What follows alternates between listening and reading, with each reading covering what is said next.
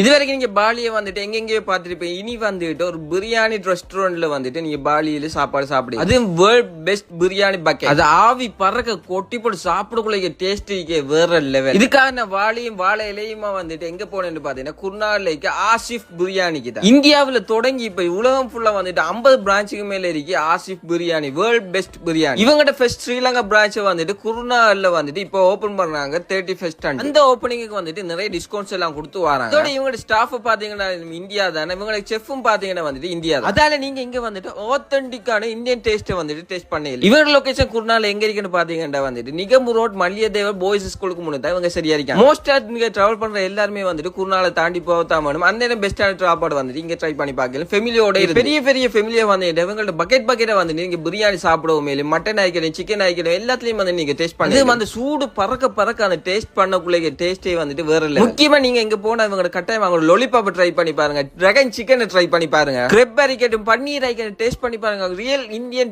Authentic taste ஒன்று உங்களுக்கு கிடைக்கும். அந்த ப்ரான் டேஸ்ட் வந்துட்டு வேற லெவல். இதெல்லாம் ட்ரை பண்ணி பாருங்க. பிரெட் அல்வா டேஸ்ட் பண்ணி பாருங்க, சட்டப்படியா இருக்கு. இதோட இவங்கள்ட்ட பாத்தீங்கன்னா மொஹிட்டோ வைக்கட்டும் ஃபலூடா வரைக்கும். ஃபலூடா என்ற ஸ்ரீலங்கால வர ரோஸ் மில்க் இல்ல, இவங்க வந்துட்டு இந்தியன் ஃபலூடா தராங்க. அது ஒரு டிஃபரெண்டா இருக்கு. இது எல்லாத்தையுமே நீங்க ஆகஸ்ட் 31st இருந்து ஆசிஃப் பிரியாணி குர்நாகல்ல நீங்க ட்ரை பண்ணி பாக்கலாம். உங்களோட ஃப்ரெண்ட்ஸ் அண்ட் ஃபேமிலிக்கு இந்த வீடியோ ஷேர் பண்ணுங்க. அவங்க அடுத்த பிரான்ச் வந்துட்டு கண்டியில வர போகுது.